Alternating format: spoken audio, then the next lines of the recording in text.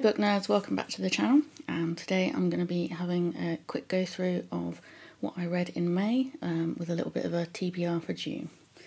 So, kicking off very quickly, I didn't read a lot of for pleasure stuff this month because I had a literature review and an essay to write, so a couple of the things are academic. So the first thing that I read this month was a semi-autobiographical graphic novel / comic called Invisible Differences. This was an advanced reader copy. It's coming out in August. It originally came out in 2016 and was in French, so this is a translated, redone version for English. And it's the story of a young woman in her late 20s who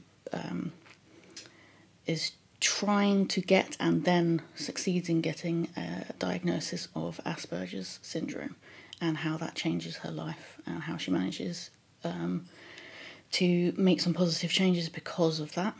Obviously it's set in France, and I thought it was a very interesting read purely because I didn't realise that France was quite so behind in terms of mental health provisioning and acceptance. So that was interesting. It's quite a good little read for explaining what neurodivergent people feel like and things that they experience. Specifically, it does go into specifics with autism and Asperger's towards the end, and trying to dispel myths and so on. But it was a good little read. The art was really nice, and I genuinely enjoyed it, and I gave it, let me check, I gave it 5 out of 5 stars. So that was the first thing I read for pleasure. After that, I then read another advanced reader copy of a thriller called The Nothing Man by Catherine Ryan Howard. Now, this is set in Ireland, and it's a little bit different than usual thrillers that I've read in the past, because you have you're reading a true crime book inside the book that you're reading, but you're also reading about a man called Jim Doyle, who is the serial killer, the Nothing Man, and him reading the true crime book that's been written about him. The book inside the book is written in the hopes to catch him, because nobody has caught him yet. And it's very, I think it's an interesting way of approaching storytelling with like a serial killer thriller type, genre trope. I gave it a 4 out of 5 because there are a couple of things in there that I was still a bit like, yeah, this is really good, this is entertaining. Didn't absolutely like 100% love it. It's not going to be my best read of the year, but it was really entertaining. So I would definitely recommend giving that a go. That is also releasing in August 2020. So after that, I read a snippet of a book, and then I went and bought the rest of the book, which is Salt Slow by Julia Armfield. So I read the first story through the Libby app, which some libraries sign up to, and I thought that was really good. I really want to read the rest of them now. And the hold time to read it on the whole book on the Libby app was 6 or something weeks, and I'd already missed the hold once, so I just thought I'll just buy it. It's little, it's fine. There's 9 stories, 9 cats to indicate where each story starts, and this overall I gave it a 4-star as well, because some of the stories I absolutely loved, and then some of them they didn't really knock me over. So I think some of the favourites that I had were Mantis, which is the first one, The Collectibles, formerly Feral, Granite, and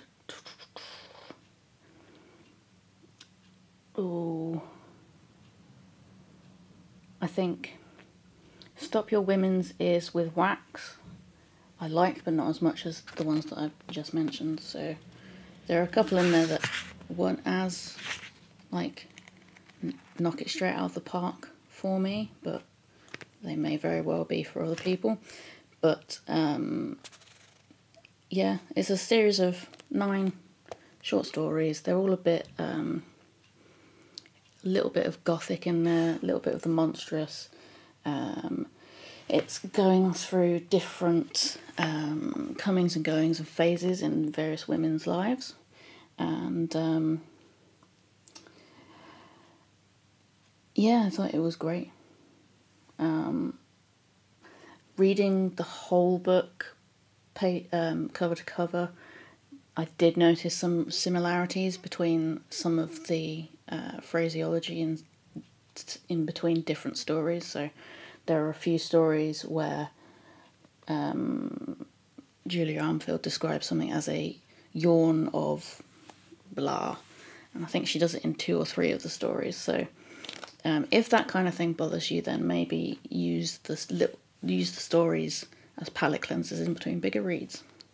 But that is Salt Slow. And then the next one is another digital one, and it was a sneak peek, so it's another advanced reader copy. It's a sneak peek of a book by Christopher Paolini of Eragon fame, and it's called To Sleep in a Sea of Stars, and it's about the first 300-ish pages of the overall book, which I think is going to be nearly 900 when it publishes in September.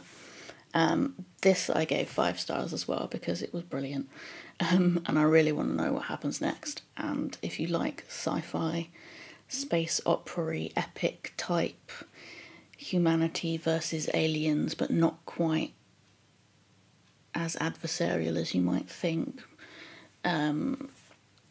it's really very clever from the sneak peek that I've read so far, and yeah, as I say, I really want to finish it.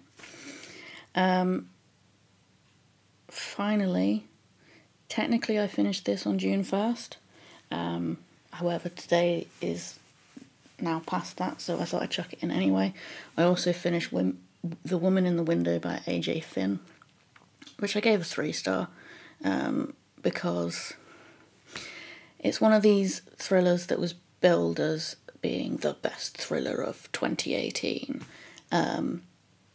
I wouldn't say it's the best thriller of any year. It's kind of predictable, I guess, a lot of it. There's a lot of heavy hint giving and breadcrumb laying, except that the breadcrumbs are about as subtle as a brick to the face. And it felt very much like it had been written specifically to be adapted into a Hollywood film. And Hollywood tends to treat its viewers like they're dumb, so it spells everything out. So at times I was sat there going, really, we're going to, okay, yep, yep. Oh, look, that thing happened that you hinted at 3 pages ago has happened. What a surprise. I think there was only one thing that I didn't fully guess, but the extent to which I had already guessed it kind of made the bit that I didn't guess not very relevant. I still gave it 3 because it was still entertaining. It was still, past the time. It's still well written. But as I say, it's not, I wouldn't necessarily agree with the hype that it was given.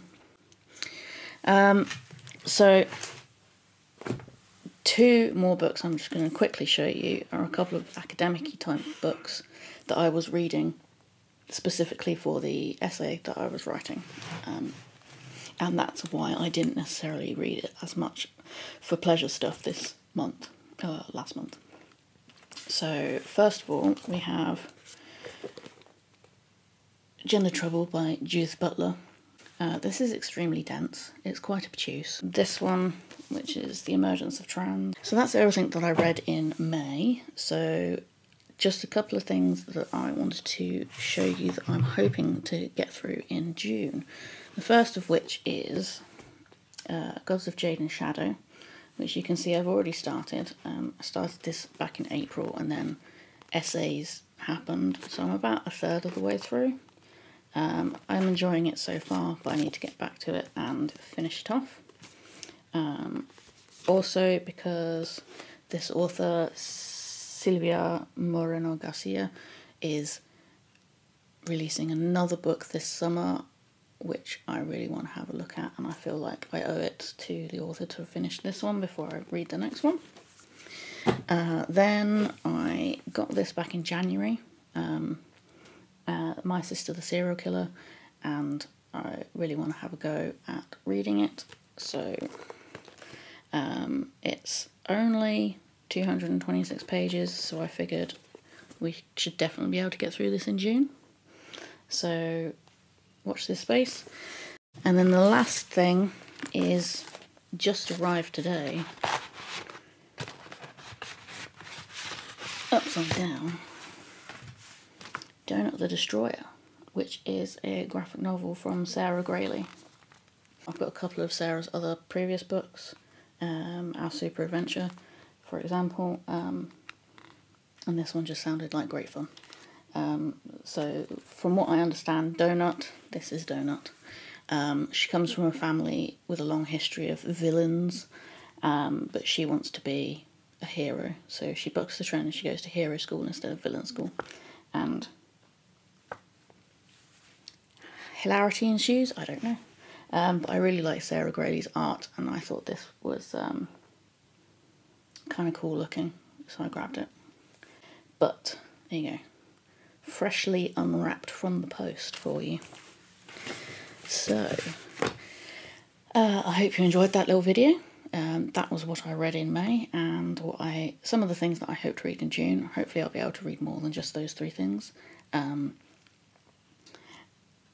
And yeah, as I say, if you enjoyed the video, please give it a like, please subscribe so that you can see all the new videos as they come up, and please share around with any friends you think that might be interested in this sort of content.